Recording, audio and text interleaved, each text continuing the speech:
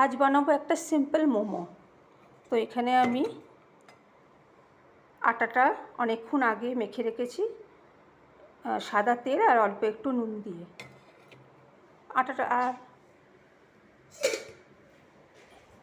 এখানে আছে পেঁয়াজ, রসুন কুচি, আদা কুচি, কাঁচা লঙ্কা কুচি আর ক্যাপসিকাম আর গ্রেট করা গাজর, আছে টমেটো পিউরি।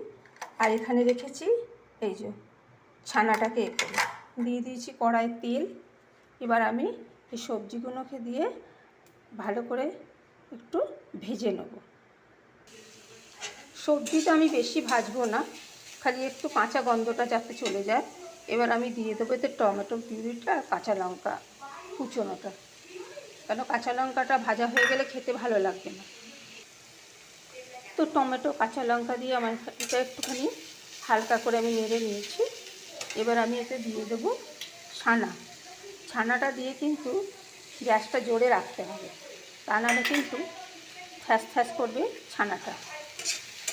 ঠিক আছে, ছানাটা আমি মিশিয়ে নেবো এবং ভালো করে একটু শুকনো শুকনো করে নেব। এবং নামাবার আগে আমি এতে দিয়ে দেবো গোলমরিচের গুঁড়ো আর চাট মশলা দিয়ে আমি এটা নামিয়ে রেখে দেবো ঠান্ডা করতে। তো যেহেতু আমার এখন এখানে নতুন শিলিগুড়িতে এসেছি, তো আমার মোমো বানানোর এখনও যেটা আছে বিশাল বড়। তো আমি এখন এই পজিশানে রেখেছি। এখানে আমার পুরটা বানানো হয়ে গেছে।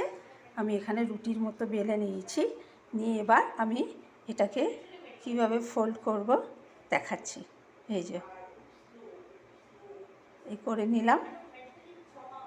এবার এটা এরকম হয়ে যাবে, দিয়ে তারপরে আবার এক হাতে করছি, তো এটা আবার এরকম করে আমি ঘুরিয়ে ফোল্ড করে নেব। ঠিক আছে, এরকম করে ঘুরিয়ে আমি এটা ফোল্ড করে নেব, রাউন্ড শেপ করে নেব। নিয়ে এটা আমি ফুটন্ত গরম জলের মধ্যে এগুলো একটা একটা করে সব বসিয়ে দেবো। ঠিক আছে, কেননা এটা যেহেতু আমার মোমোর পজিশানটা মোমো স্টাইলের মতো করা নেই, তো সেই জন্য এটা আমাকে রোল সিস্টেমে করে দেওয়া হচ্ছে। আর এর সাথে আমি খাবো হচ্ছে নর স্যুপ তৈরি করে দেবো, আর তার সাথে দিয়ে দেবো ওপর থেকে চিজ গ্রেট করে।